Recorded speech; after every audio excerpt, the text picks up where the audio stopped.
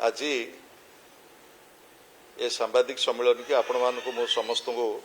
स्वागत करुच्ची। आम सहित अच्छा डॉक्टर लेलिन महांती दलर नेतृत्व 6-7 दिन धरी सारा भारत वर्ष रे महिला संरक्षण बिल संपर्क में व्यापक चर्चा आलोचना चली एवं 3 दिन धरी पार्लियामेंट रे मध्य स्वतंत्र अधिवेशन ए संक्रांत रे हेइची एवं चर्चा हेइची। महिला संरक्षण बिल संपर्क में बिजू जनता दल एवं आम नेता श्रीयुत नवीन पट्टनायक आभिमुख्य अत्यंत स्पष्ट। मान्यवर विरोधी दल नेता पूर्वतन मुख्यमंत्री जेतेबेले ये बिल संपर्क में पार्लियामेंट रे अधिवेशन आह्वान देले केंद्र सरकार तुरंत विरोधी दल नेता श्रीयुत नवीन पट्टनायक ओडिशार मान्यवर मुख्यमंत्री श्रीयुत मोहन माझी को एक पत्र लिखिले एवं अनुरोध कले जे विधानसभार स्वतंत्र छत्र डका जाऊ एवं 2023 महिला संरक्षण बिल संपर्क में व्यापक चर्चा आलोचना करा जाऊ। एइथिपाई आह्वान देइथिले जेतेबेले केंद्र सरकार आभिमुख्य जेतेबेले महिला बिल संपर्क में 16 तारिख रे पार्लियामेंट अधिवेशन रे आसीबा पई स्थिर होला। ओडिशार आभिमुख्य कौन हबो यह थिला विरोधी दल नेतांकर अनुरोध एवं विरोधी दल नेता ओडिशार समस्त सांसद मानक मध्य अनुरोध करथिले पत्र देकी पार्लियामेंट रे ए संपर्क रे तथ्य उपस्थापन करा जाऊ। किंतु जो आशंका प्रकाश करथिले श्रीयुत नवीन पट्टनायक से आशंका आज सत्य प्रमाणित होइछ। आपण माने जानिछन्ते प्रबाद पुरुष स्वर्गत बिजू बाबू जी 1992 मसीह भारत वर्षर प्रथम जननायक 33% महिला मानकू पंचायत राज व्यवस्था रे संरक्षण देइथिले। जेतेबेले भारत वर्षर कोनोसी सरकार से प्रांतीय सरकार हंतु से केंद्र सरकार हंतु महिला मानक बाबद रे जेतेबेले कोनोसी चर्चा आलोचना नथिला प्रथमे भारत वर्षर जुग पुरुष स्वर्गत बिजू पट्टनायक 1992 मसीह त्रिस्तरीय पंचायत राज व्यवस्था रे महिला मानक पई आरक्षण व्यवस्था कले। ओडिशा रे तांकर लक्ष्य थिला ओडिशार ग्राम्य भित्तिभूमि की सुदृढ़ करबा पई शासन व्यवस्था रे जदि महिला मानक शामिल न करा जिवो ओडिशार विकास हेई परिबो नाही। केते दूरदृष्टि संपन्न चिंताधारा आज सारा भारत वर्ष एवं आमे आज अनुभव करुचे। तार परवर्ती समय रे 2020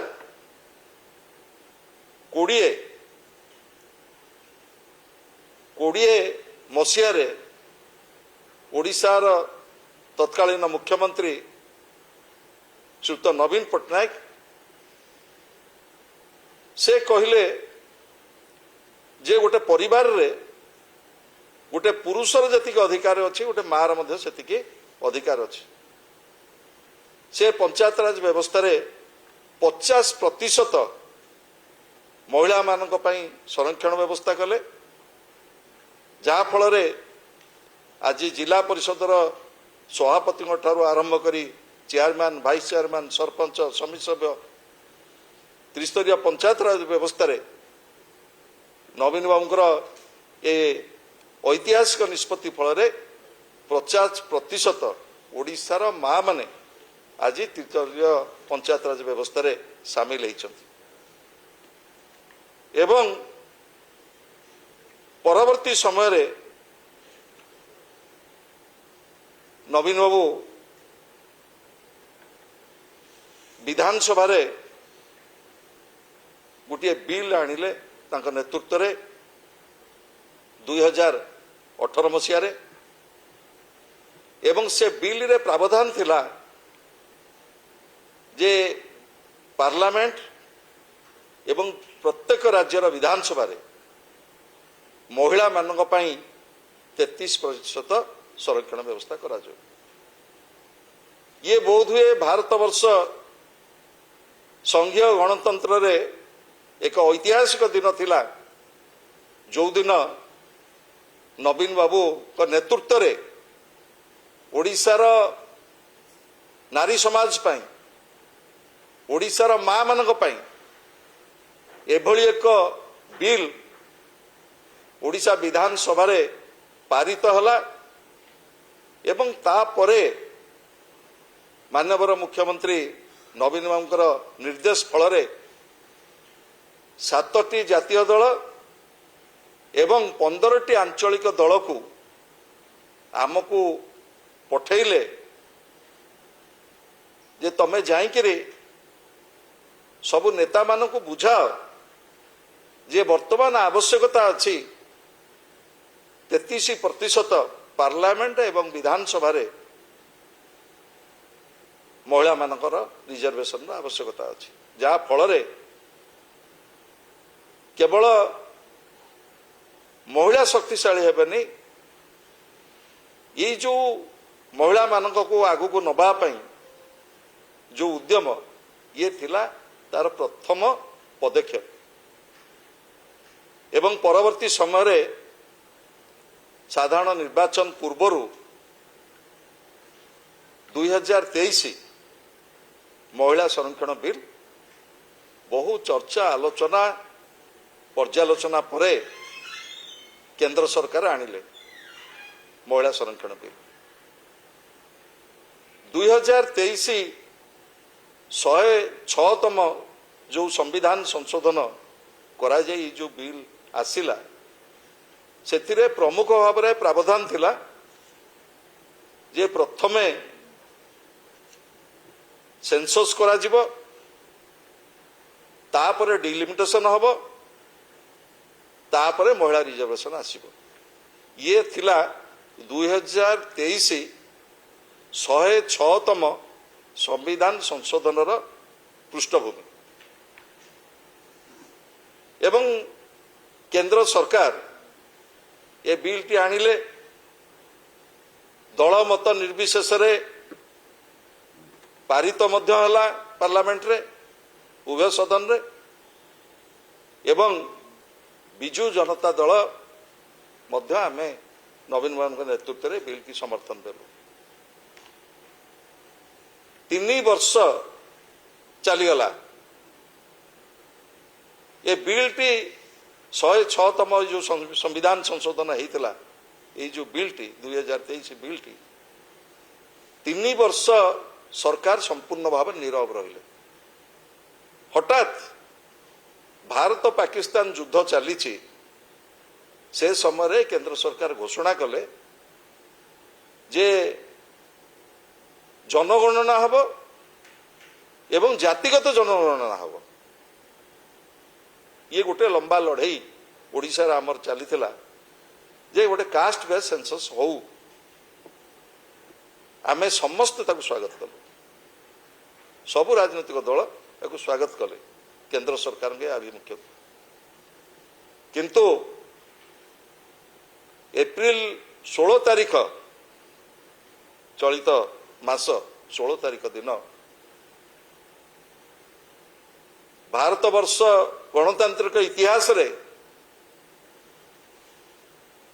गोटे निर्वाचित सरकार महिला मानंकु ढाल करी एभली राजनैतिक खेल खेली पारे, महिला मानक विरुद्ध रे एभली षड़यंत्र करा जाई पारे, आर बलिष्ठ उदाहरण संघीय व्यवस्था रे स्वाधीनतर भारत वर्ष रे 75 वर्ष आम अतिक्रांत कले, किंतु एभली धोखा एभली प्रतारणा केबे महिला माने अनुभव करि नथिबे। 2026 16 तारीख दिन आउ एक संविधान संशोधन अणागला एवं से संविधान संशोधन रे व्यवस्था रहिला जे आमे 2011 जनगणना को आधार करिबु, तापरे डिलिमिटेशन हबो, महिला संरक्षण हबो। तमर प्रथम 2023 रे जेतेबेले महिला संरक्षण बिल आसीथिला सेतेबेले बिल रे मुख्य प्रावधान थिला 26-27 रे जो जनगणना वर्तमान चली ये जनगणना सरीब, ये जनगणना आधार उपरे यही जनगणनार आधार उपरे डिलिमिटेशन हब एवं महिला संरक्षण हब। किंतु 16 तारीख दिन आउ एक संविधान संशोधन जो आसिला सेथिरे कुहागला जे 2011 सेंसस को आधार करी डिलिमिटेशन करा जिवो एवं महिला आरक्षण करा जिवो, किंतु आकु नोटिफाई मध्य करागला,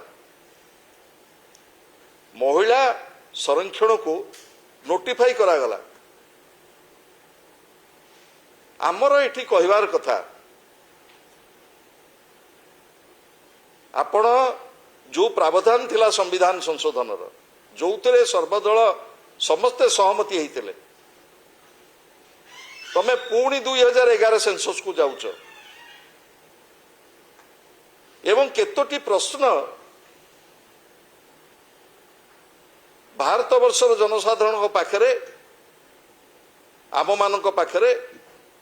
माँ मान पाखरे गुड़िए प्रश्न तैयारी करागला। कौन से प्रश्न? केंद्र स्वराष्ट्र मंत्री गृह मंत्री जो कथा थोइले पार्लियामेंट रे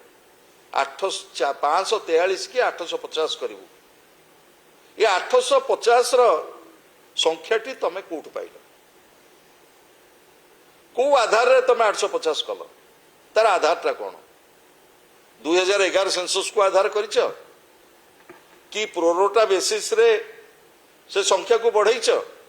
कौन तार आधार? से आधार उपरे सरकार कौन उत्तर नहीं। एवं ओडिशा रे 2 जन मंत्री भुवनेश्वर मान्यवर सांसद गणमाध्यम को कही सारे जे 2011 सेंसस रे जदि हेइतांता तबे आमे 8-10 सीट आमर बढ़ी जाता पार्लियामेंट रे एवं अनुपातिक भाव में विधानसभा बढ़ी था। किभली भाव में ओडिशार जनसाधारण को विभ्रांति करा जाउछि ताकू आपण माने आज विचार करिवे। 70 लाख महिला मिशन शक्ति नवीन बाबू नेतृत्व रे ओडिशा रे गोटे नीरव आंदोलन रे परिणत होइतला। माँ मानक पाई मातृशक्ति पाई केवल कथारे नुह, आपण देखिथिबे आस्का संसदीय क्षेत्र दिल्ली संसद पर्यंत जड़े महिला मिशन शक्तिर माँ प्रमीला विषय स्वर मध्य पार्लियामेंट रे पहुंची थिला। किंतु दुर्भाग्यर कथा आज भारतवर्षर मातृशक्ति ओडिशार मातृशक्ति आज प्रतारित होती सरकारंकर एभली द्वैत आभिमुख्य पाई मुझे स्पष्ट करदेवाक चाहे तमे जेते कथा कहले मध्य ओडिशार मातृशक्ति आको ग्रहण करिपारे नाही काहेकि महिला बिल वर्तमान पर्यंत मध्य जारी रही से कौन प्रकार परिवर्तन है नहीं को बिल टी डिफिट है डिलिमिटेशन एवं ता परवर्ती समय रे सेंसस ये दुईटी बिल डिफिट है आमे आशा करुचु केंद्र सरकार जति मातृजाति पाई माँ मान एतिकी दरद थाए तेबे तुरंत भारत वर्षर समस्त राजनीतिक दलर विश्वास को नहीं नूतन भाव में पार्लियामेंट रे बिल आणंतु समस्त सहित आलोचना चर्चा करा जाऊ एवं मान्यवर विरोधी दल नेता जो आह्वान देइछन्ति मान्यवर मुख्यमंत्री को ओडिशार एवं मान्यवर सांसद मानकु ओडिशार कौन राजनैतिक क्षति आमर हबाकु जाउची 1976 मसीहा जनसंख्या नियंत्रण करिबा थिला गोटे जातीय एजेंडा केंद्र सरकार कर ये जातीय कार्यक्रम को सफलतार सहित ओडिशा कार्यकारी करिछि जनसंख्या नियंत्रण सेहिति पई आमे हमर राजनीतिक प्रतिनिधित्व हरैबु कि ये प्रश्न प्रत्येकर ओडिशार जनसाधारण आम समस्तंकर मन को उद्वेलित करुछि एई जो ऐतिहासिक क्षति ओडिशा सहिबा को जाउछि कौन आमे नेशनल एजेंडा टाको कार्यकारी कलु बोली जनसंख्या नियंत्रण कलु बोली एकथा मध्य दल मत जाति धर्म वर्ण निर्विशेष रे आलोचना हवा दरकार ओडिशा विधानसभा स्पष्ट भाव में आलोचना हवा दरकार ओडिशार राजनीतिक स्वार्थ कौन परिस्थिति जमी कंप्रोमाइज न हुए 2023 संविधान संशोधन 106 अनुजाई जदि 26-27 सेंसस रे आसे सेंसस को आधार करके जदि महिला रिजर्वेशन एवं डिलिमिटेशन करा जाए तेबे ओडिशार राजनीतिक स्वार्थ सुरक्षित रहिबो किंतु 2011 को जदि आधार करके करा जाए जहाँ माननीय केंद्र मंत्री पार्लियामेंट रे प्रकाश करिसेंती सेथरे आपण देखिथिबे ओडिशार केतोटी खबर कागज रे बाहर थिला से दिन 5टी राज्य बाबद रे कहिसेंती केरल बाबद रे कहिसेंती तमिलनाडु बाबद रे कहिसेंती एतो गोटी लेखा सीट बढ़िबो ओडिशा रे केतोटी सीट बढ़िबो कहंतु 2011 सेंसस को जदि आधार करा जाए ओडिशा रे 4टा सीट कमिबो ओडिशा विधानसभा रे सीट कमिबो पार्लियामेंट रे ओडिशा रे स्वर अवदमित हेबो सबदिन पाई ओडिशा जो ऐतिहासिक भाव में जो राजनीतिक क्षति सहवा को जाउची से संपर्क रे विरोधी दल नेता नवीन पट्टनायक आह्वान देइछन्ती जे ओडिशार समस्त राजनीतिक स्वर एकाठी हबार आवश्यकता रही ए बाबद रे अधिक चर्चा आलोचनार मध्य आवश्यकता रही महिला मानक पई प्रभात पुरुष विजु बाबू आरंभ कर नवीन बाबू पर्यंत आ विजु जनता दल जो प्रतिबद्धता से संपर्क रे ओडिशार जनसाधारण पाखरे आमे संपूर्ण भाव रे दायित्व संपन्न भाव रे छिड़ा आइछु प्रत्येक क्षेत्र रे मो आह्वान करबा को चाहे ओडिशार এই जो ऐतिहासिक राजनीतिक क्षति आमे सहिबा को जाउचे माननीय विरोधी दल नेता नवीन बाबू जो आह्वान देइछन्ती तुरंत ओडिशार स्वार्थ पाई समस्त विरोधी दल एकाठी होंतु विधानसभा रे कथा आलोचना करा जाऊ ओडिशार कौन राजनीतिक क्षति हवाक जाऊँगी ए नूतन व्यवस्था फल